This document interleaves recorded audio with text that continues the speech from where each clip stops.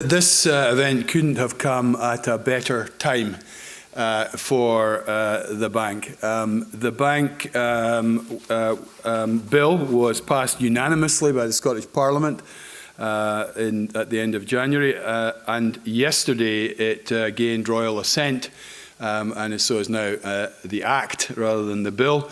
And the bank will launch in the second half of 2020.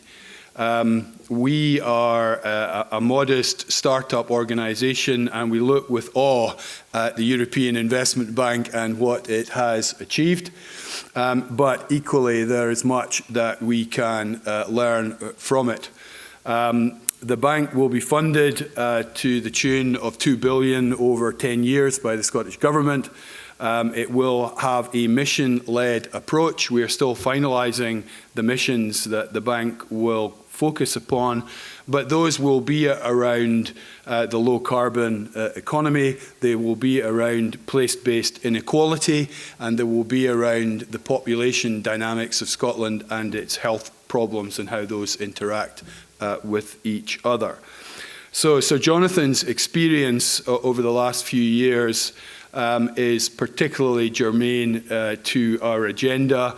The timing, as I said, is really good because we're trying to take these draft missions and then drill down into what an investment strategy will actually look like so that we can make those missions real. So I will be scribbling furiously as the conversation goes on, and I'm sure that there will be very significant insights that we can take away from today's discussion. So thank you for giving me the opportunity to say these few words, and I'll hand over to the speakers.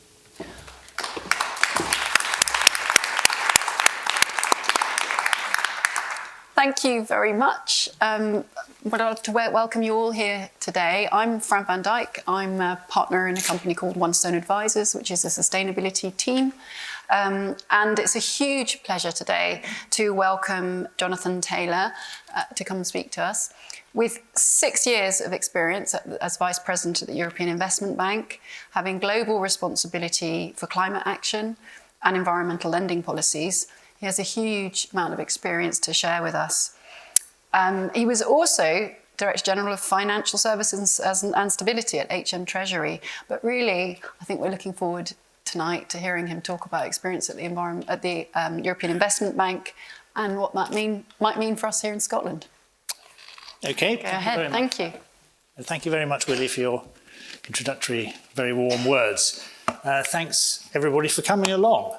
And many thanks for inviting me to speak from my perspective as a former management board level member of a mission-led financial institution. I think that despite the fact there are obvious differences in size and reach, there are challenges which all public financial institutions share if they have goals beyond those of the simple single bottom line. Arguably, of course, these challenges are also beginning to be shared by a wider group of institutions as we move increasingly into a world where ESG is seen to have greater importance and where the notion of stakeholders now goes very much beyond shareholders, even for private sector institutions, but that may go a little bit beyond the brief today.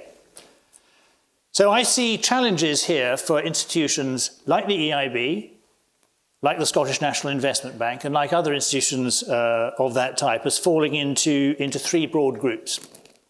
First, there's a question of identifying the mission and resolving the tensions between different aspects of it. And indeed, I know that at the SNIB you've made enormous progress already in taking that one forward, but I still will recap a little bit about how we do it, because things change over time, and it's important to bring that up. Second, overcoming the tensions which are bound to exist in institutions of this sort between commercial goals and policy goals. And third, the challenge of managing expectations so that you end up with the broadest level of approval for what you're doing. And I'll try to suggest some ways of dealing with, or at least mitigating these challenges. So a few words about the EIB for those who are less familiar with it. The EIB is an EU institution. It's the long-term lending arm of the EU. It was founded in 1958. The member states are the direct shareholders. The Commission is not a shareholder. And those member states have shareholdings based very broadly in line with the size of their economies. So the UK used to be one of the 4 largest shareholders who together held nearly 2/3 of the shares and hence 2/3 of the voting rights.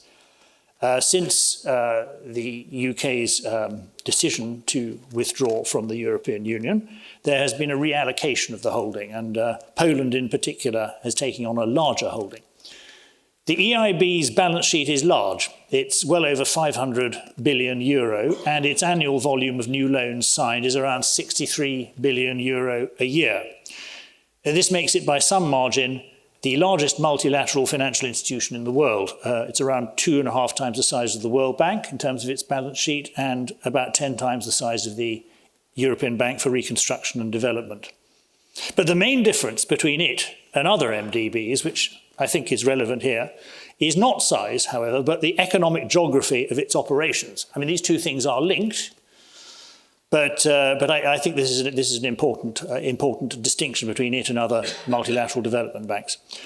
Although around 10% of its lending is outside the EU, mostly to countries which have EU agreements, so countries which are on the borders of the EU, 90% of it is inside.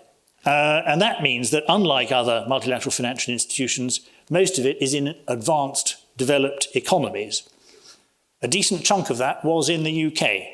I mean, it's still here in the UK, it's just there isn't any new lending coming in. And in recent years, this was running at up to about 7 billion euro of new lending, including a fair amount here in Scotland and indeed in Edinburgh. The economic geography of the EIB's business helps to dictate the pattern of its business. The EIB has an overall mission to support EU policies. So every loan needs to be linked in some way to an explicit EU policy objective. It has a statutory obligation to support, quote unquote, the balanced and steady development of the internal market in the interest of the European Union, and specifically to support less developed regions and to support major projects in and between member states, where the capacity to deliver these may be lacking. This is all set out in Article 309 of the Treaty of European Union for aficionados of that sort of thing. In recent years, it has interpreted this remit in terms of supporting, in particular, infrastructure, innovation, SMEs and development with overarching objectives on cohesion, which is EU jargon for levelling up, and especially climate and environmental action. So I'm going to say a couple of words now specifically on the point about climate and environmental action, not least because there's a read across very much between that and the mission of the SNIB. Climate action has been a key focus of the work of the European Investment Bank for at least a decade.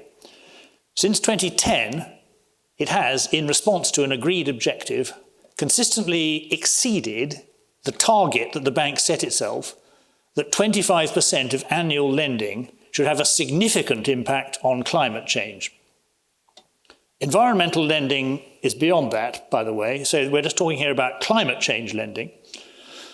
And since 2012, this has in fact amounted to over 150 billion euro of lending, supporting, through the miracle of leveraging in other funds, 550 billion euro of new investment.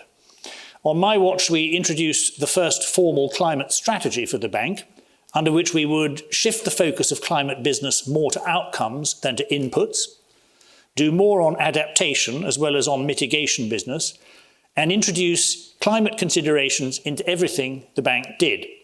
This included a full screening of all existing business for climate risk. That's both direct risk and transition risk. And this strategy was reinforced by a commitment to a further $100 billion of new climate lending between 2015 and 2020. A quick aside, why dollars? Because we made that commitment at a meeting of the COP. It was in fact the COP in Lima, and because the debates in those meetings tend to be done in dollars rather than euro, that was the sort of headline number which we used. In the last year, the bank's climate action has been reinforced by a revised energy lending policy under which the EIB will stop new lending for all unabated fossil fuel projects from the end of next year. It's the first MFI to do that, the first multilateral financial institution to do that. That's one thing it's promised. It's also undertaken to push the climate or environment share of all lending up to 50% by 2025. It's currently, in practice, although there's a 25% target, it's currently around 30%. I support €1 trillion of new lending in this space between 2021 and 2030 and align all of the activities of the bank with the principles and goals of the Paris Agreement by the end of 2020. So this then is the current overall mission of the EIB. Now let's look at this through the lens of the three broad challenges which I outlined. First, identifying the mission and resolving tensions between different aspects of it. As I mentioned, everything which the EIB does needs to be mapped onto an EU policy objective, and some of the higher objectives are set out in statute. But with one possible exception, which I'll come back to in a minute, those statutory objectives are frankly set at a sufficiently general level that the governing bodies of the EIB have a fairly good freedom of manoeuvre to interpret those in a sensible way. This doesn't mean, of course, that tensions and indeed conflicts don't arise when these objectives are converted into practical actions. Overall policies of the bank are increasingly shaped into formal strategies, that word is again in inverted commas, such as the climate strategy, which I mentioned earlier, or for example, the transport strategy. And then there are specific lending policies within the strategies, such as the energy lending policy. So the mechanics are that these take the form of an initial announcement of intention approved by the board. The proposed approach is then set out in a consultative document. A formal consultation process ensues, which will include meetings with parliamentarians, with business, with civil society, and with other stakeholders. There may be a second round of consultations with further policy drafts. And then the final version is signed off by the governing bodies of the bank, which is the management committee, the board, and sometimes the board of governors. The key point is that there's a general disposition towards transparency of process. That's one of the themes which I'm going to come back to. It helps a lot if there's a fully articulated European policy process against which the proposals can be set. So, for example, the fact of the European Green Deal was extremely helpful in framing the recent energy policy. But even so, there are tensions to be overcome. I suggested there might be one of the statutory objectives which can create difficulty from time to time, and this is the specific objective of supporting cohesion. Why? Because although reducing inequalities between regions is palpably the right thing to do, for all sorts of reasons which I don't really need to rehearse here, as a matter of principle, sometimes this can be used to argue for more marginal aspects of a given project at the expense of the project's overall objectives. So this needs to be kept under close scrutiny in the decision-making process on individual projects, which I'll cover in a moment. Second, stakeholders, including shareholders, may have very different views of priorities and how to achieve them. So the recent energy policy was only agreed after two entirely differing sets of objections could be overcome. One set of objections came from countries with a large continuing share of fossil fuel production, and these tend to be poorer countries, and they were looking for, and got, some assurances of assistance in transitioning away from fossil fuels before they would agree to the policy. But there was a completely opposite set of objections which came from a group of countries who noted correctly that one of the alternatives to fossil fuel, and indeed an alternative whose continued use is one of the predicates of the transition internationally, is nuclear energy, and who wanted some assurances about that. So the point here is not so much that there are objections. I mean, there will always need to be objections that need to be squared over any policy anywhere. But the point here is that these objections were founded in, each of these objections were founded in other agreed EU public policy objectives. So you needed to find a way of squaring these potentially conflicting legitimate objectives.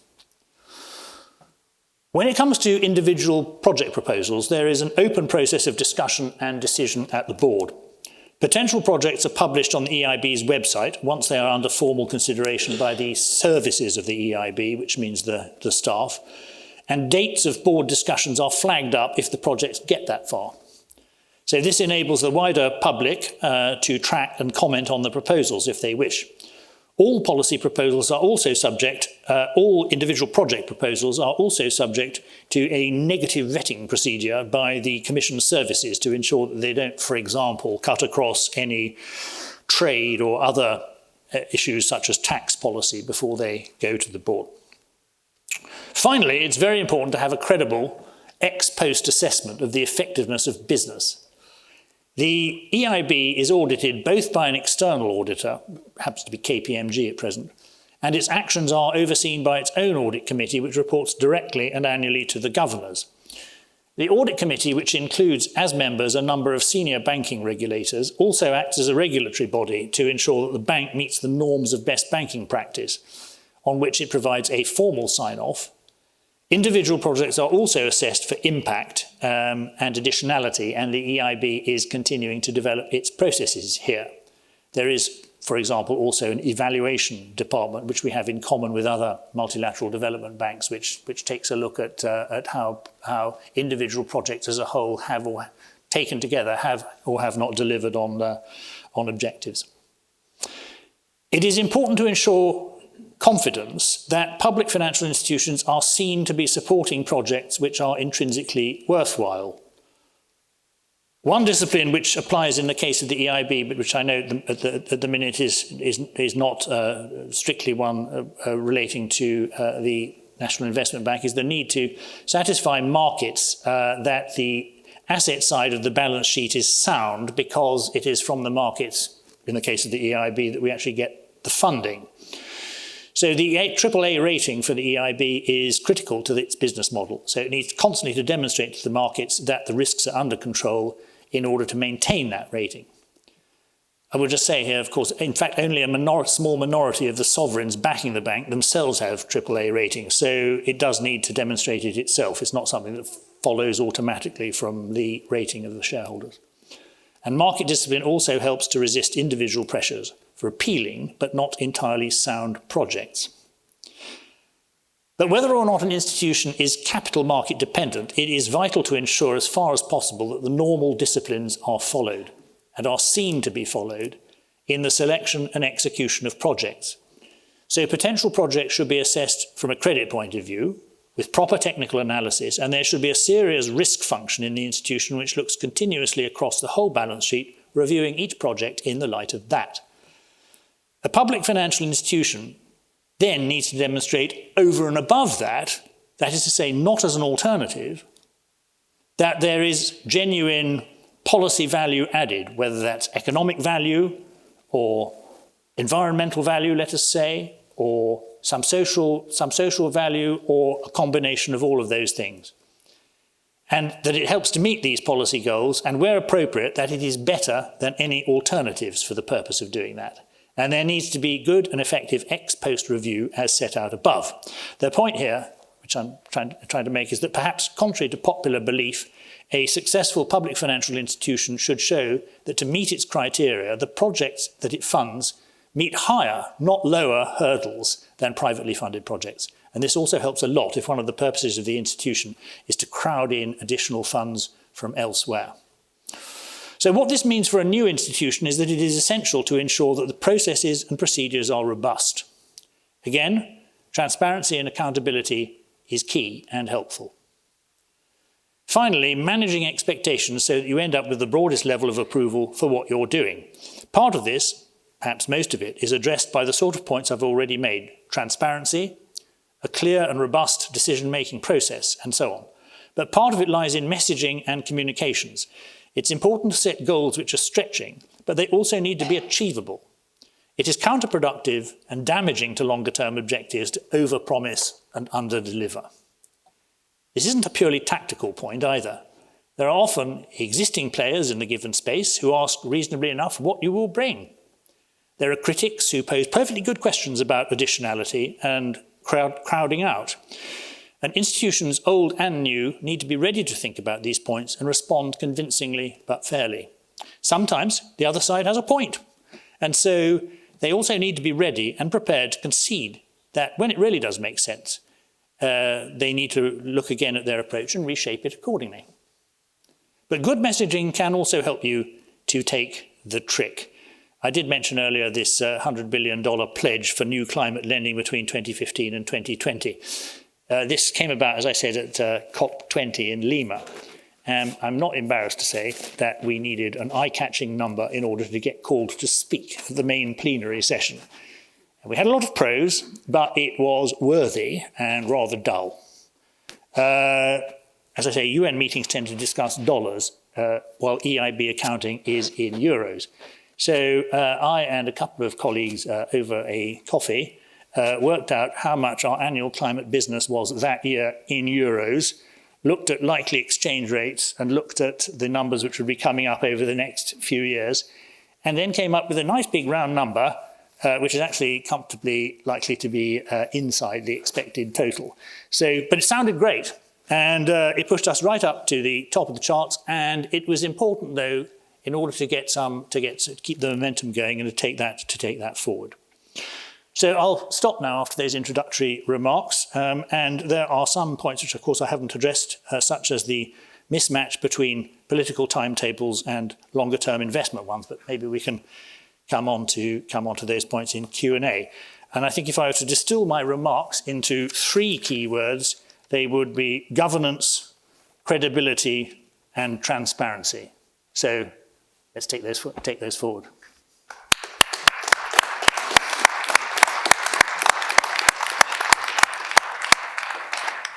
Thank you very much, Jonathan. I would love to explore those words during the Q&A, and I've got some of my own questions I'd really like to ask you as well. The thing that struck me about what you were talking about today was just the scale, really, at which you're working, which I think perhaps many of us aren't quite familiar with.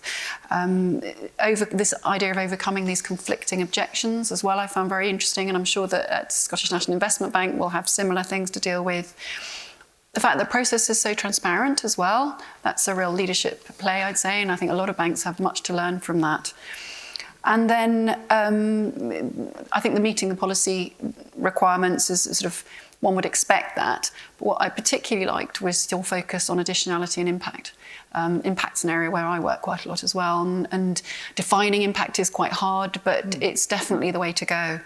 So I took all of those things out of your talk and much more, but I would love to know, I mean, you were involved in climate finance very early, by comparison to most financial institutions, even though from the science it was evident that money was needed to move in this direction a long time ago. You were one of the prime movers here. But we've got a lot of interest in climate finance now.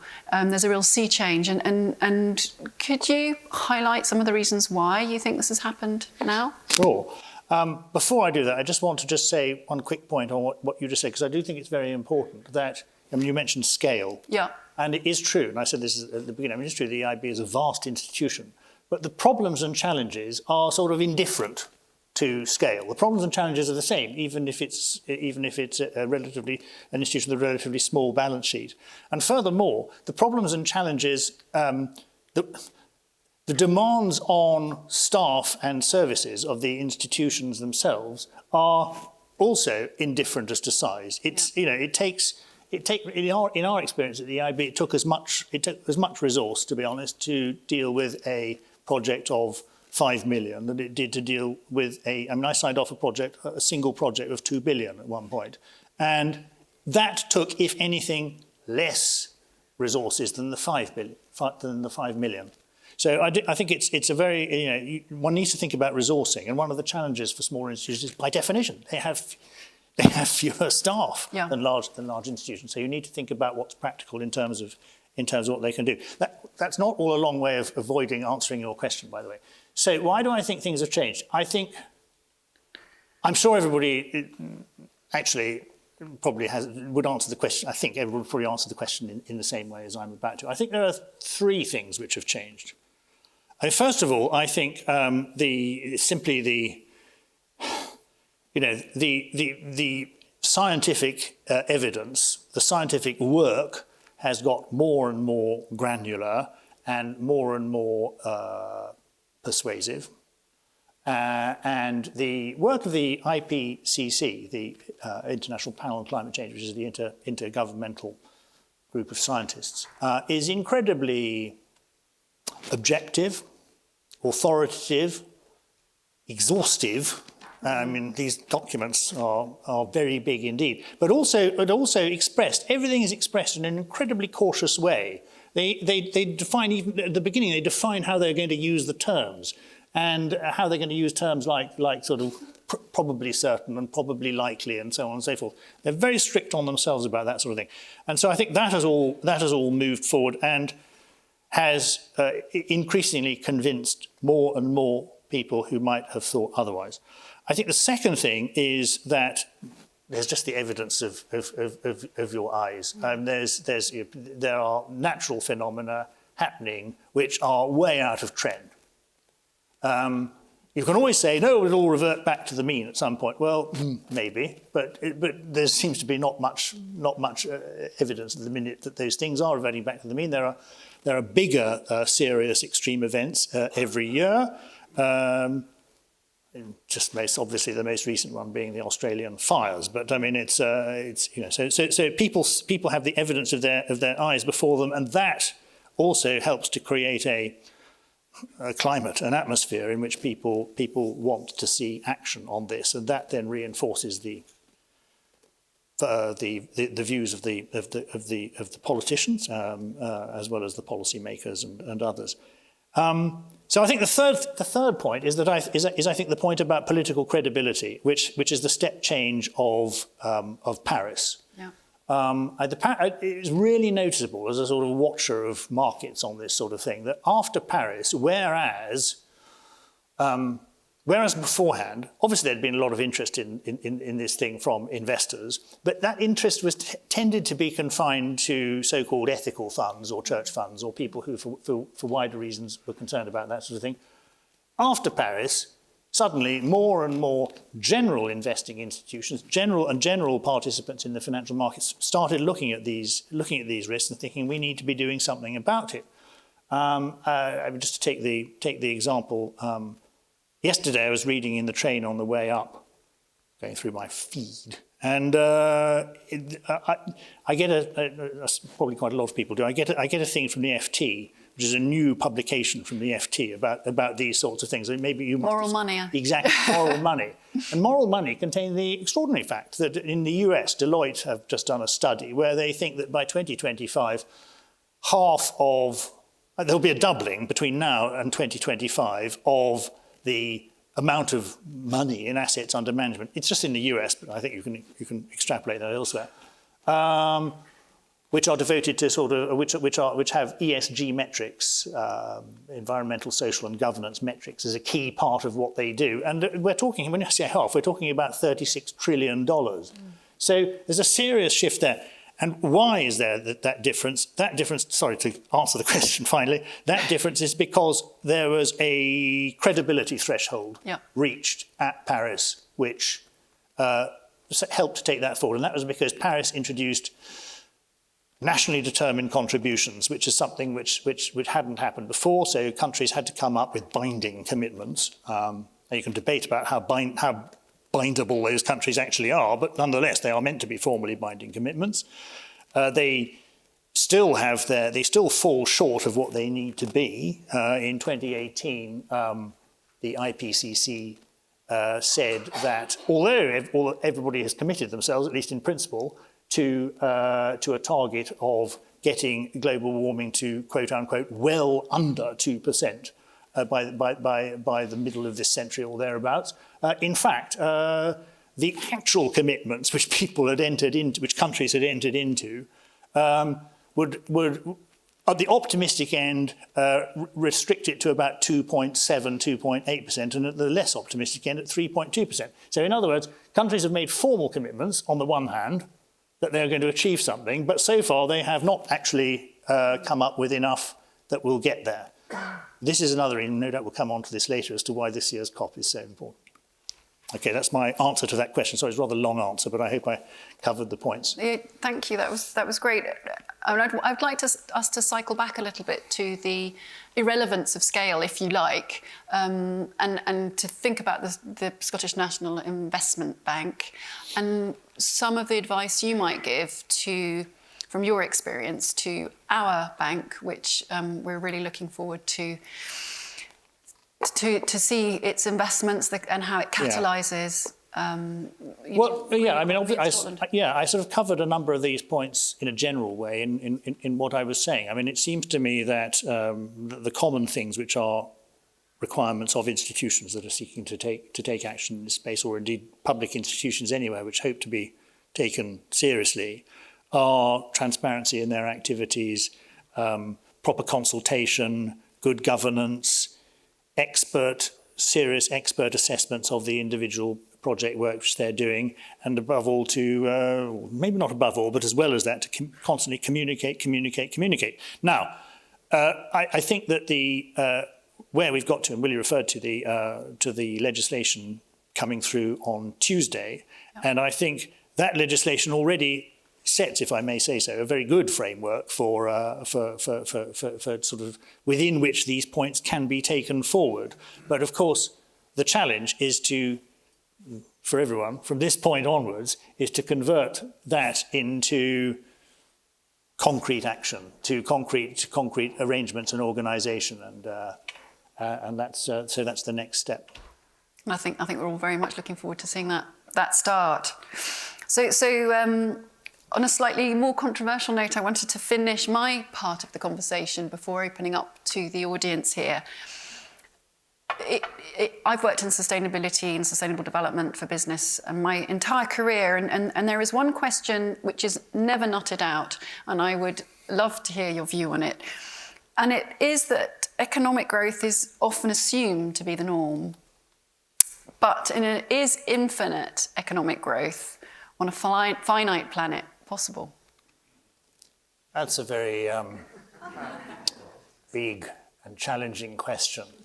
I think what you've got in mind there, I think, is that in the Sustainable Development Goals, which were agreed in 2015, yes, in the Sustainable Development Goals, one of them, which I think is Sustainable Development Goal number 8, sets an objective of a 3% growth, basically everywhere, to help level up poorer countries. And some have argued that this is simply inconsistent with the wider objectives which are set out elsewhere in the SDGs. I think that you can, at least in theory, but I'd welcome anybody's got any ideas about how you actually go about doing this. You can decouple economic growth from, as it were, environmental damage. I mean, it can be done in theory.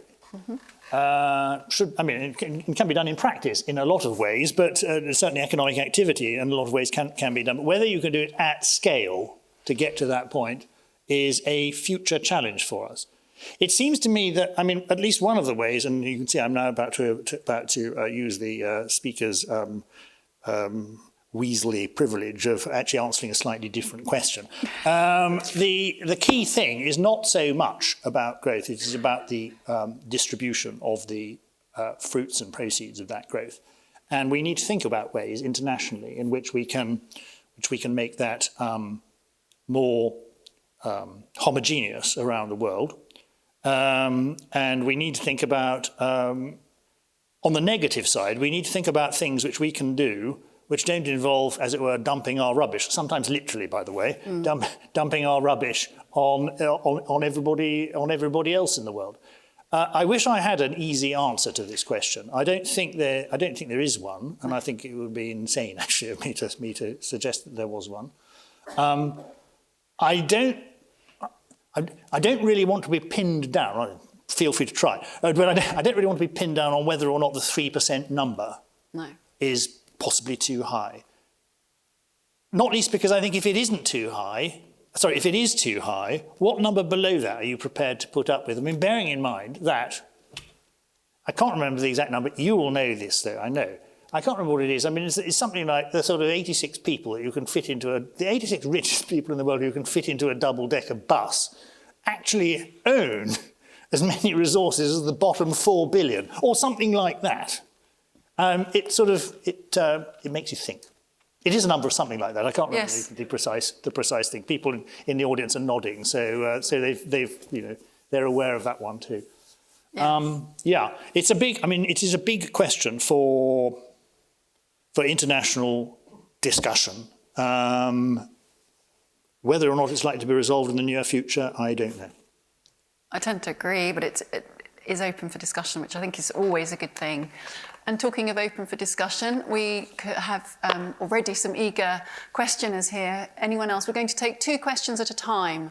So we have one here and one here. So, John. Okay, my question is about the point you made about transferring ideas from the EIB, which has already been very experienced in managing green change.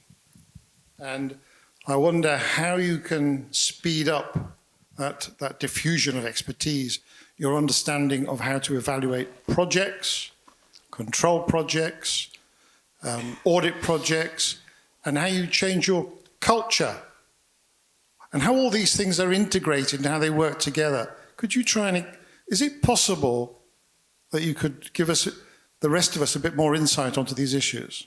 And the second question? Fran raised the question of growth with the world's finite resources. How do we deal with the difficult and controversial problem of population growth, which was something that the late Professor Hume here in Edinburgh used to talk about? It is a critical question, but it's become vaguely taboo, so I just presume that you give it. Yes. Thank you. Right. Wee but very big explosion when it goes off. I mean, I think the answer to I'll take that in a minute. I think the answer to, well, the first thing I'd like to say is I don't want to give the impression that the EIB has some great monopoly of wisdom on all of this stuff. I think that but it's had a long time to get this done and to turn it round, and I think that's part of the point. And I think other multilateral investment institutions are trying to take the same approach and move with us. There's a whole elaborate network of international discussions which take place around things like the sort of IMF World Bank meetings, and plenty of, and we have offsites where we all get together and we exchange best practice in that way. We also exchange best practice as far as we can, and we're as transparent as we can be. So there's loads of stuff on the EIB website for people who have a passion and an interest in this sort of thing. I think otherwise it's about knowledge transfer generally, isn't it? I mean, what are the ways in which one goes about doing this? I mean, we try to be we try to use as many techniques as we can, be that turning up at conferences and delivering papers or other sorts of events, bringing people into the institution and organising events there so that the institution can do that. And obviously the EIB, as the long-term arm of the Commission, is very involved in the sort of commission processes which surround policy development in this space. So we participate in all that sort of thing. I don't think there's any magic trick that we've succeeded in pulling off, which others can't do. It's graft, it's energy, it's drive, it's just and it's an expectation that it takes a while to get anywhere. But we are very happy. The EIB has always been very happy, and indeed to be fair, all institutions in this space, in the public institutions, are very happy to exchange knowledge and to try to learn from one another. So we try to do that. I'm not sure how to answer your very good question about population growth. Not least because, well, A, you're right that there is a problem of population growth in terms of the use or absorption of finite resources. On the other hand, there are equally problems of ageing populations, and we know that in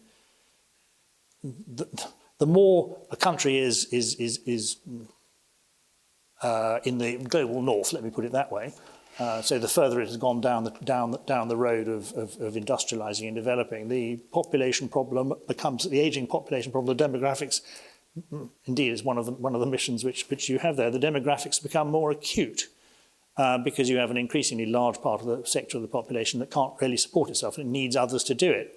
So I don't know what the answer is. I don't think, for example, that the Chinese one-child policy was a tremendous success. And I find it difficult to see other policies which you could put in place which wouldn't touch on most extraordinary, difficult, moral, ethical, other issues like that. I don't know whether David Hume himself ever offered an opinion on this point, but it's one that would tax his extraordinary mind. You can tell me he did. Ask the next question. 2 more questions, please. So we've got one right at the back there in the black top. And then, were you going to follow up on David Hume? I wasn't. There's many more people expert than I am. Just looking ahead to COP26, you can answer any of the following questions. What do you expect to see? What would you like to see? Or what aspects of COP26 would be most useful for the EIB, the World Bank, SNIB, etc., which perhaps is the more practical question for you to answer. But choose what you want. Yeah. 1 second. And the second question at the top there. Thanks, yes. I wanted to ask if you've got advice for the SNIB on how they can manage potential tensions between investment in economic growth related to the transition to net zero and how we ensure that that transition is also a just transition, given the Just Transition Commission today published their interim report. Yeah. Thank you. No, I'll take those 2 in sequence. I'm going to answer the last question about what I expect to see. I'm going to answer the first question about what I expect to see last, because I'll come back to that. What I would like to see is that COP26 produces a set of individual country commitments, individual country NDCs, which deal with the issue identified by the EICC in 2018, and which therefore are more demanding and stretching than the NDCs which have so far been signed up to. And so I think that's the key expectation or hope which people have for this particular COP. The fact it's 5 years since the last one gives a sort of resonance to that as well, I think. But it's also that plenty has happened in between to suggest that, if anything, the challenges are becoming ever greater. I think that as far as, well, what would the EIB or the public institutions or the SNIB like to see? Well, I mean, like as good citizens, they'd like to see that sort of thing, because that's the sort of area where they can help. But to be honest, I think that the public institutions, by and large, I was talking about the EIB, but public institutions generally are increasingly committed to green lending and to green finance and to that sort of thing. So in a way, they don't need the COP to tell them to be doing that. The thing is to get the nationally determined contributions in more strictly, so that then countries are obliged to go away and think up new ways in which they are going to get to this, even though some of their institutions may already be going in that sort of direction. What I expect to see, I am an optimist. I'm always an optimist. If I wasn't an optimist, I wouldn't be doing all this sort of thing. I'd be quietly drowning my sorrows in a room and waiting for the sky to fall in. I think 2 things. First of all, I think that I'm not really going to comment on the way in which people perceive this has been handled so far, But the fact of the matter is that the UK government, anyway, it's got a lot of very good people on this. It's got Mark Carney now signed up to support on finance. There's a very good guy called Nigel Topping who's been introduced to sort of to help to sort of as the champion, I think he's called, to sort of work on the sort of private sector, non-governmental side. And in my life, more general point, in my life up to now, I can scarcely think of a single major event which the United Kingdom or any part of the United Kingdom has been had the responsibility of putting on, at which people didn't say, oh, they're making a hopeless mess of it. It's all going to be an utter disaster. And nearly every time, certainly most of the times, it actually turns out to be fine. I should say, incidentally, that 4 months before the COP in Paris, the general view from close observers to it was that the French were making a complete mess of it. And it turned out not to be that way. Right, sorry. Just transition, that is a really good point. I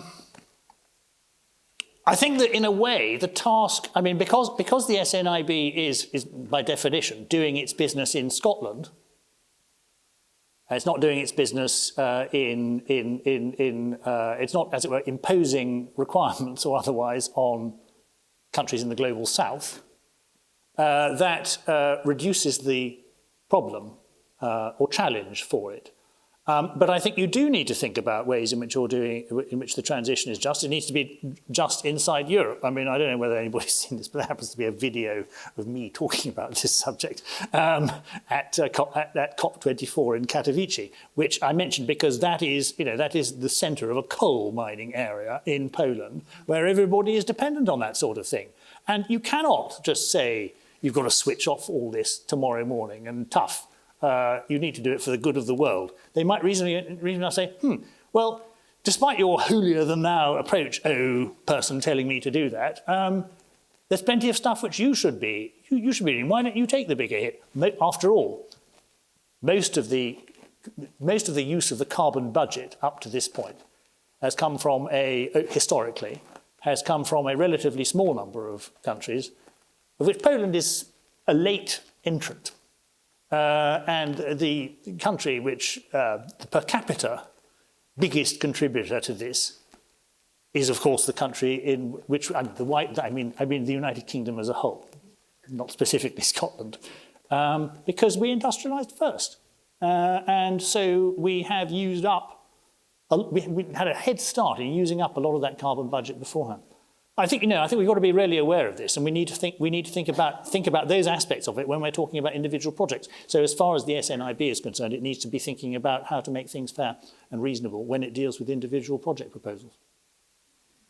Thank you. We've got time for another 2 questions. Yes, gentleman here at the front, and there's someone right at the back there. Thank you. Good evening. David Hood from the Edinburgh Institute. Just on the subject of SNIB, and obviously it'll be opening its doors pretty soon, hopefully, and just with your experience with the EIB, when they do open the doors, they're going to have a blend of companies or projects coming through the doors. Presumably, other than the ones who are new starts with a blank canvas, everybody's got some sort of baggage. Yep. And to prove that they fit in with the missions, etc., I think it's going to be very hard, as for most companies right now, to meet some kind of set of criteria.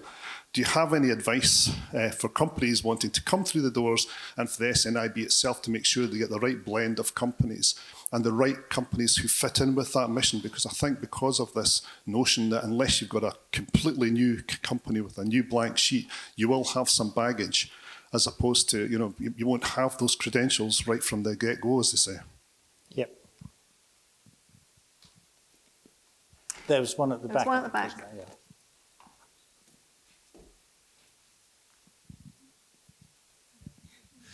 Hi, Jason Ormiston from Scottish Natural Heritage. I'm interested in nature-based solutions to mitigating climate change and how we might attract finance into investing in that. One statistic for you, there's in Scotland, Scotland's peatland stores 1.6 billion tonnes of carbon. 80% of that is degraded. It's a net emitter collectively. not a sink. How do we attract finance into nature-based solutions like that to turn that around, restore it, and get it growing again? Okay. I mean, on the first question, of course, you have the same for existing institutions. For the EIB, for example, you have the same question when I mean, even though the institution's been there, it might be either brand new lenders or lenders with baggage. And the answer, of course, is, I suppose, really is just that the companies need to think about, from the company's point of view, they need to think about what it is that they're looking for funding for, why it meets the declared objectives, the declared mission, how it helps helps the bank to meet that mission, and what their and think about their business plan to set it out in a convincing way so that it does do that. And yeah, people will have baggage, but as I say, most clients of the EIB, unless they're brand new, will have baggage, and one of the things, of course, don't think you're going to be able to hide that baggage, because if there's a serious due diligence process going on, it will come to the surface. And if you did not say anything about it at the beginning, that will not augur well for your success in the rest of the thing. So I just, think it through and be honest, I would think, is the sort of the simple point of view. From the point of view of the institution, the institution is looking for that sort of thing. As far as risk is concerned, though, I mean, it's a question of the overall risk appetite and the question of other things it has already put its money into. And to be clear, there have been examples of of project proposals, in my experience, which came through to the EIB. We said this isn't a bad one at all, but we're already overweight in that sector, in that country, and so sorry. We're going to pass on this for the time being. So you need to be thinking about that.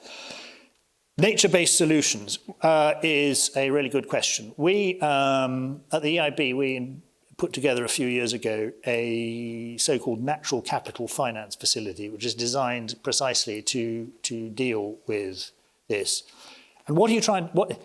Standing back from the individual projects, what are you trying to do? What you're trying to do is to put a price on the externalities in both directions, and then find a way of monetizing any income flow which you might then get. You sometimes have to create an income flow, and you then need to find a way of doing that.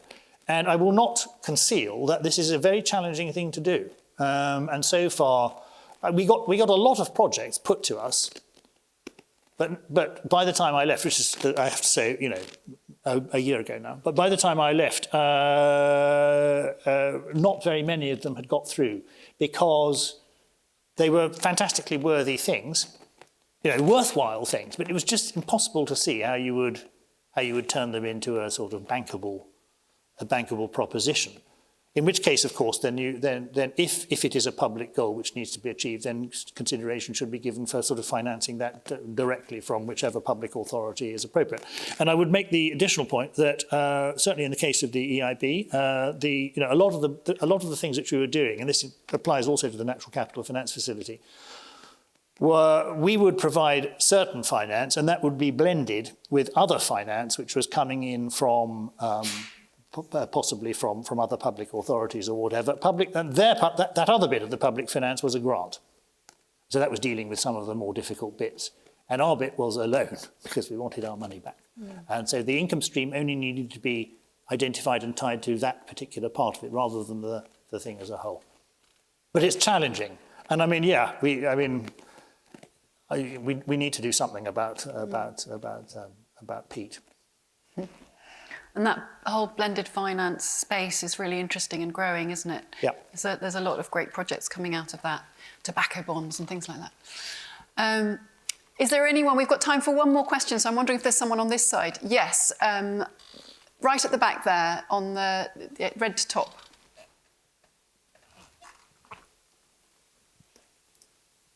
Thank you. Since 2015, Barclays and other banks have put in billions into the fossil fuel industry. And I understand that at the next shareholders meeting, there is a shareholders resolution about this, which is led by 11 major finance houses, as well as smaller investors. I wondered if you'd like to comment on the amount of money Barclays and other banks are still putting into the fossil fuels industries, and indeed on the resolution, and whether you think in future there will be more resolutions of this kind. The last question, the last part of your question first. Yes, I'm sure there will be more resolutions of this kind. I mean, I'm not going to comment specifically on Barclays. It's not my place to do that. You're right that there is a resolution, and an increasing number of investors or managers of investments are coming in support of that. I mean, it is a fact. I would say two points really. First of all, it is a fact, whether we like it or not, that lots of institutions have been, including my own until fairly recently, although we didn't do upstream investment, we helped to finance things like gas pipelines, which are, the gas is already there and it's already coming up. We're financing the pipeline downstream. That institutions are financing this sort of stuff, and if people don't want that to happen, the way in which you have mentioned is a potential way of dealing with that. There was a protest outside JP Morgan yesterday, I think, at which Jamie Dimon, as people like Bill McKibben and others, I think, were protesting about JP Morgan's continuing investment. And Jamie Dimon said, and I respect this point. I mean, he said, we are going to try and get out of this, or worse to that effect, but be realistic. We're not going to get out of it tomorrow morning. We need time to work this through and to take it forward. I said I was going to make 2 points. I actually make 3 points. The second point is that there is, in fact, this point came up at our discussion at lunch. There are a lot of fossil fuel subsidies going on out there, which are the responsibility of governments rather than financial institutions. And you might ask why they are still continuing to do that, particularly when often the governments are the very same governments that are also supporting green. And there is an answer to that, which is that there may be different legitimate expectations on different parts of the government, but they need to be that needs to be squared. I think the third point which I'd make is so that's why I'm shifting from my 2 points to the third. The third point I'd make is that I completely understand why people might think that financial institutions should not engage in new lending in fossil fuels or whatever. I think that needs to be distinguished from pressure towards divestment, which has been happening and will continue to happen, I'm sure. And the reason why I make that point is I don't have an issue with divestment, by the way, don't get me wrong. But forcing a company to divest itself of a set of assets does not get rid of those assets, it just makes them cheaper. So quite possibly some other less respectable set of owners might simply buy them up. If you want to deal with the problem, you could say, I'm not necessarily going to argue this, but you could say, actually what you should be doing is buying up more of this and then changing the management of the company so it does more ethical things.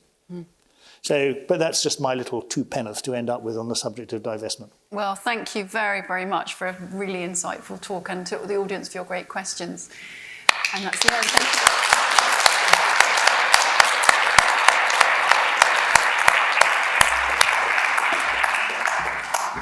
Well, thank you both, and I'd just like to invite everybody to have another round of applause for Fran and Jonathan. That was brilliant. Thank you.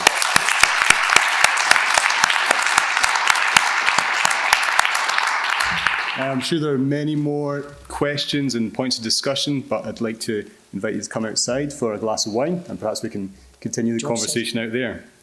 Now, I'd also like to thank David Hume Institute and Sarah, and of course Susan, for bringing this all together. So a little round of applause for them, please.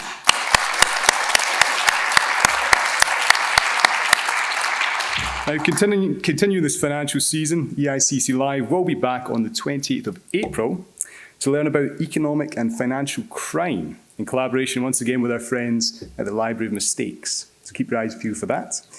And as always, our talks will be included on YouTube. If you just search EICC, you can find our back catalogue of talks from the Hyperloop to Library of Mistakes last month, and of course with the Bio Quarter.